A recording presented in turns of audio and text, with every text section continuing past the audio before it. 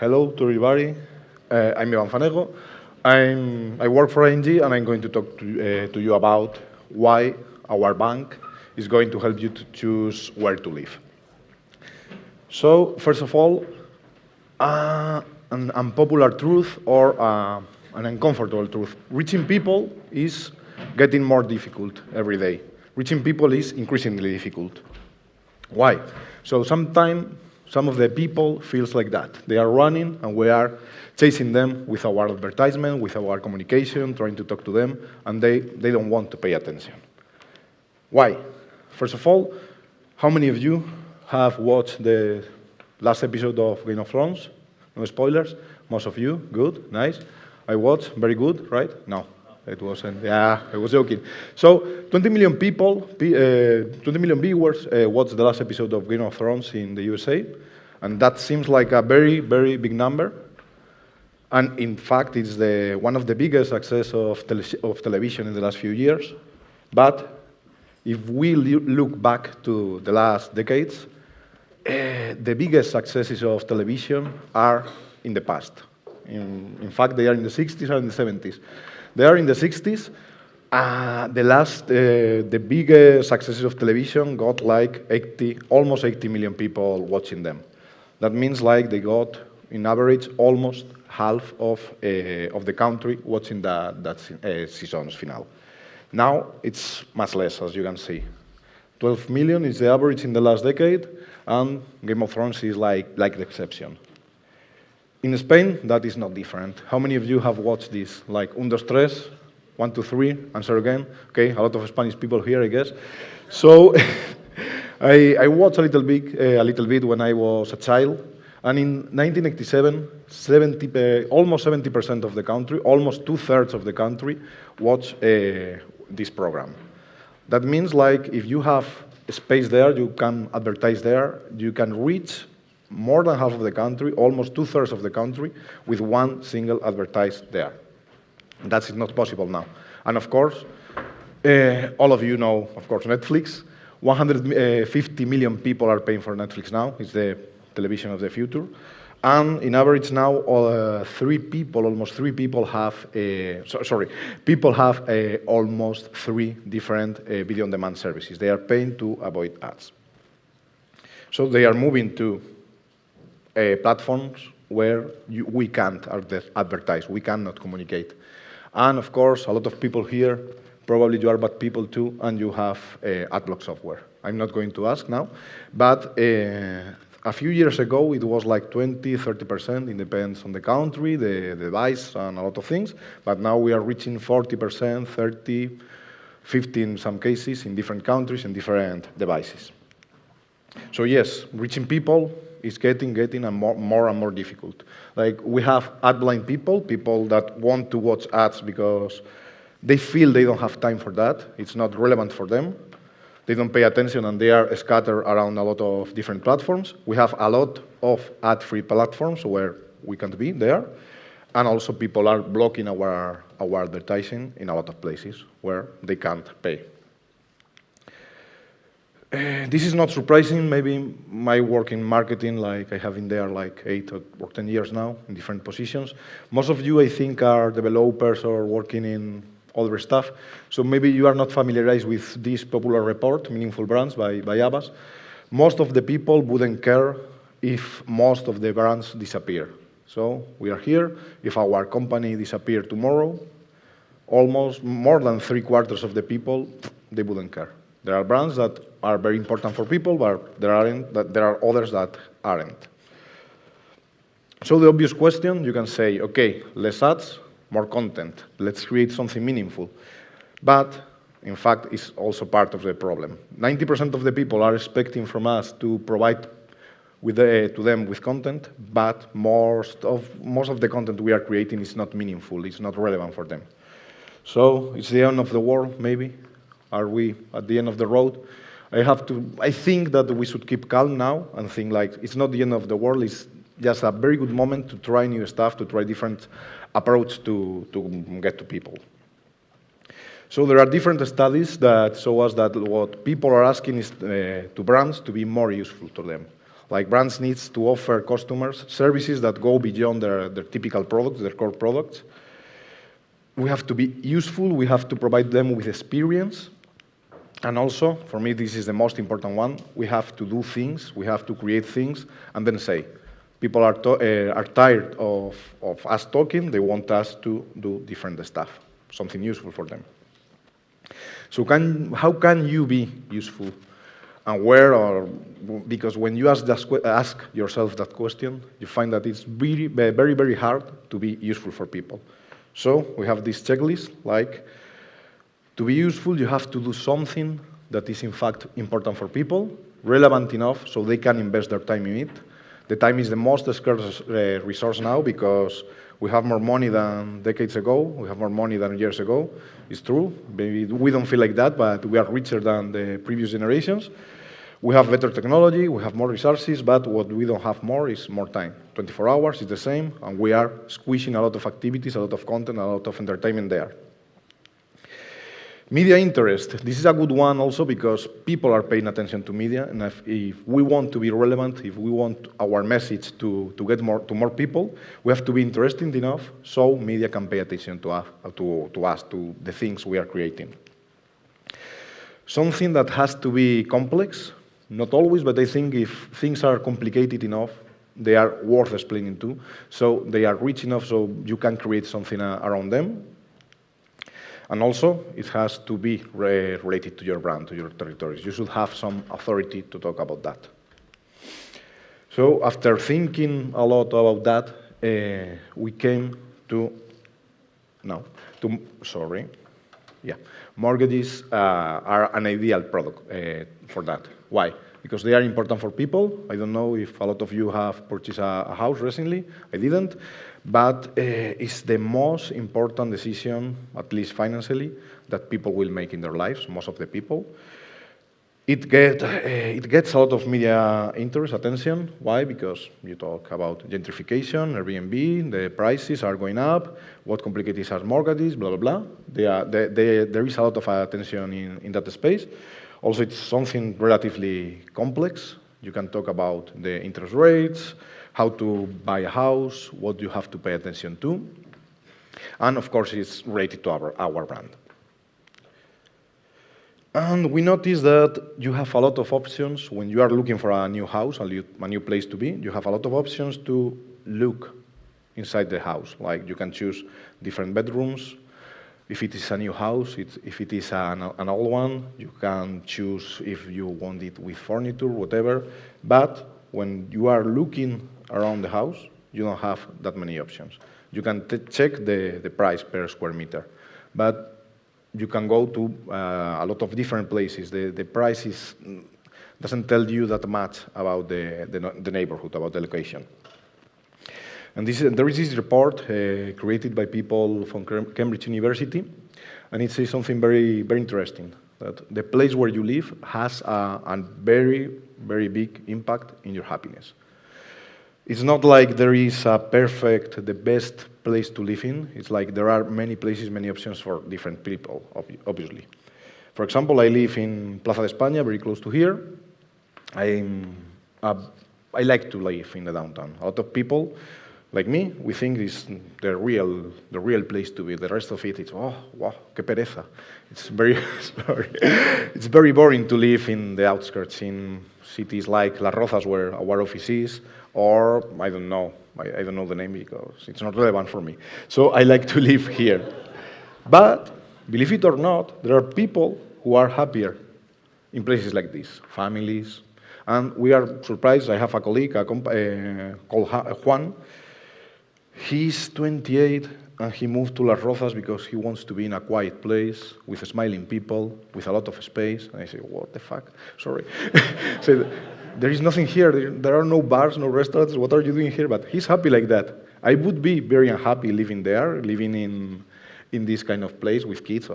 But he would be very unhappy if he was there, living with me, with a lot of bars in Malasaña. So we couldn't allow that in ING. Like, there are a lot of unhappy people because maybe they are living in the place that is not a good fit for their personality. So we said, unhappy people, we have to fight with that. Because it's part of our DNA, like people in progress is our claim, our mantra, whatever, and we believe in that people should be able to progress, and we should give them the tools to have a better life. So that's the way Elige Bien Tu Barrio was born. Choose wisely your neighborhood. And what is that? It is something that helps people to choose the perfect place, the perfect neighborhood to live in according to their personal preference, needs, and budget, different stuff. Because everything is not about money. Money is very important, but with the same money you can live in very different places. So you can answer a 6 questions test to get the best neighborhoods for your lifestyle. It's very short. You ask them the questions in the tool, and you get different recommendations according to your budget.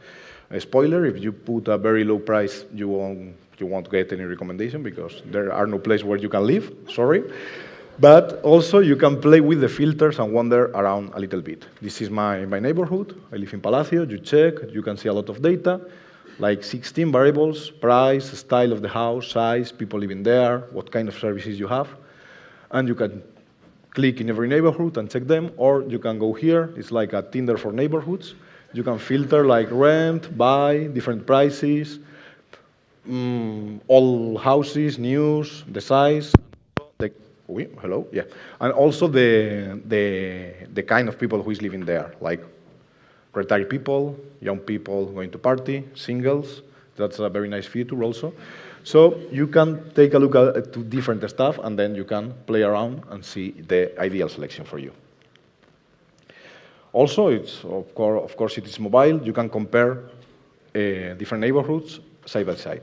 So if you are living in Legazpi and you want to compete with your colleague living in Palacio, you can check, you can compare side by side the 2 different neighborhoods, and you will see like different prices, who is paying more or less, and there is a problem with the video, yeah, sorry. And you can take a look to the kind of people who is living there, where there are more men, more women, which neighborhood has the best houses, whatever, the number of libraries and bars, everything there, right? And if you want to go deeper, you can analyze data like a real expert. You can paint these very, very beautiful maps, in my opinion, very orange also, and you can choose the price, the income, the age, different variables, like 16 variables also, and you can take a look to Valencia, Madrid, whatever, and you can see a different perspective of the city. Normally, in the typical map, you will see the prices, but here you can take a look to check in what neighborhood there are more young people, or people with more money, or more whatever, single people, what do you want.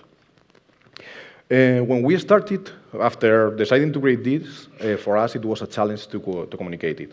We believed in a 360 approach. I know it's very, you are not in marketing, so you think this is new, so don't worry. It's not very innovative, but we wanted to do it like that, but really, really good.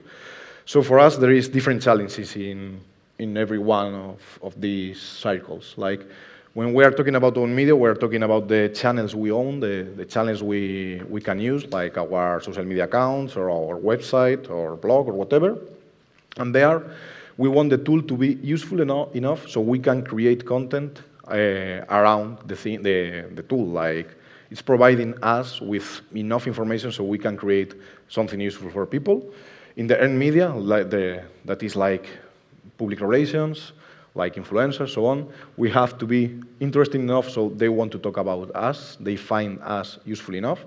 And also in the paid media, we wanted to create something different. The paid media is the advertising. We didn't want to create the typical ads that nobody wants to see. We want to create also something useful, and also we want to be helped by the advertisements, so we reach more people. So when we launched this, we involved media from the beginning. Before launching publicly with the campaign, we communicated to the media.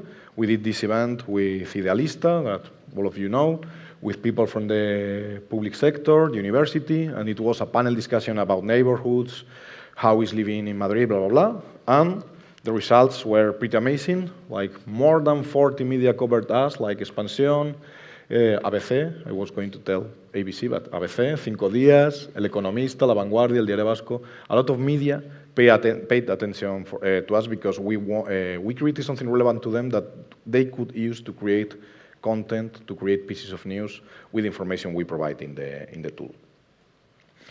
Also here, ads are almost content. This is the teaser, the first piece we launched. You're going to see, maybe some of you already did, but if you have an ad block, maybe you didn't. So let's go. Here I am, waiting for you to come. I believe in love like a gentle sway, and I've dreamt about you every day.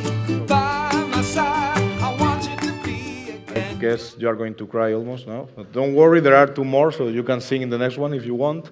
So in this one, the neighborhood talks directly to you.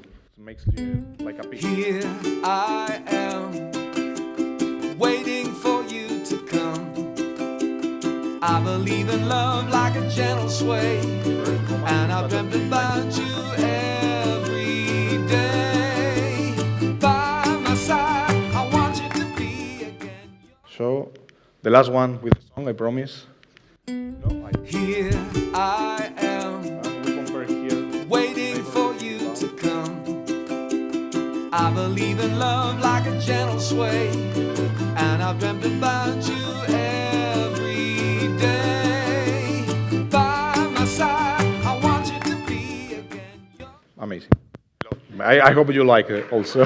Thank you. In this one, there is no song. Thank you very much. Here, there is no song here, I promise. I love the song, but 3 times is too much, maybe. So here, you could play with the stories. Like, you can stop here. This is not really Instagram, of course, but if you were watching the story, you could play, but you could stop here to find your ideal place. There you got data. So we adapt the campaign to different formats, and it was I got amazing results. So also, this is maybe more boring, but more interesting for people, data people like you maybe. We use this to create also content for us. Not only text content, but interactive graphics with very, very in-depth content. Like here, you can take a look to different neighborhoods in different cities. You can see the relationship with the price and a lot of variables. And for me, it's very nice. I think it's very interesting. A brand can create something with data related to a territory that is not that usual for them. So some results, most of the data are private, but a few key data. For me, the most important one is the first one, 10 minutes. People can be playing with the application. When it's not an application, it's an online web application. It's not, you don't have to download it. You can go later to eligebientubarrio.com if you want to play a little bit. So people spend like 10 minutes watching, playing, filtering, and doing something like that. For me, that is amazing. It's like half episode of Big Bang Theory. So it's a lot because it's very difficult to get people to pay attention to something 10 minutes. So, and also more than 10 actions on average in a session. So people were playing. Hello? Yes? No? No. I think this is broken. Hello? Yeah, it's broken. No. Okay. Yeah, 10 things, sorry. So people were filtering, using different maps. I should put the song again. Yeah? Yeah, good. Thank you. Yeah, like 10 things. Okay, I said that before. And between 2 and 5%, it depends a lot of the moment of the campaign. When we have organic traffic, it's more close to 5%. When we have more advertising, it's closer to 2%. But around that, people checked after that the mortgage simulator. After, maybe you noticed before, the call to action, the button to go to the simulator is hidden at the end of the data of the neighborhood. So you have to play a little bit. You have to do all the scroll to find the button. It's like hidden because we don't want to sell. So they can click, but it's at the end. It's not like something very very intrusive, you know? And people are going the same. Some learnings that we had there. For me, this is a very important one. When you are going to do something different, you have to be very, very clear about what it is and what it isn't. So for us, this is an engagement tool. It's designed to build relationship with people, to bring value to people. It's not a direct sales tool. It doesn't have a big banner in front of it. It's also a digital asset that will develop over time. We launched it, but we launched it in February, 12 February, and we have been developing new stuff, new features all the time. It's not a 3 weeks campaign you launch and you forget. It's also a tool that has to give some value to people, not only that talk about ourselves. And it's a source of information for analysts, experts, real estate experts or journalists that wants to learn something, to use that to create content and analyze, or to find a good place also to invest, not just to buy if they want. It's not something only suitable for people looking for a house for them. Next lesson, also very important. All of them are very important, of course. So you have to think in different roles, different perspectives, because you have to align a lot of people. User experience, social media, marketing, IT, legal, whatever. Also, we work closely with agencies. Webedia was our agency here. They came up with the idea. In fact, we worked a lot with Carto. I think you know Carto, and also with Dotkeys, who are here also. And it's very important because you have a team like with one agency, a development team outside of the company, also a platform, and different roles inside the company. Like a lot of opinions. Like you have to be prepared for that, a lot of opinions. User experience, hello. This tool is very complicated. In fact, it is. We have to improve. We improved a lot that, but we have to still to make sense to that. Social media, this will attract haters, but don't worry, they are always there. Marketing, we are going to sell more with this. IT, oh my God, security, don't worry, we will make it safe. Are we going to jail? Don't worry, a lot of disclaimers there. We are not going to recommend people to go there so they can be happy. So it's very difficult, but I think it's part of the value. You can't make all of the people happy at the same time, but you have to listen to everyone and try to give answers to them and to learn from them. That's the thing that brings value to the tool. Also, as I said before, you can't launch and forget. This is like a child. It has to grow. It has to be developed over time.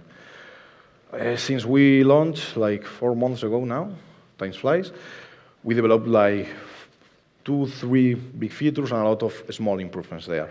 And also, we have 2 different roadmaps. The tool itself, it has their own roadmap, and also a communication roadmap. We have to do more events, to learn more, to create more content, and so on. For us, new functionalities and new content equals, obviously, more value for people.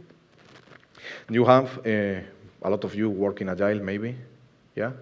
Okay, you have to think like a product owner. If you are not that agile, you have to think like a product manager, I don't care.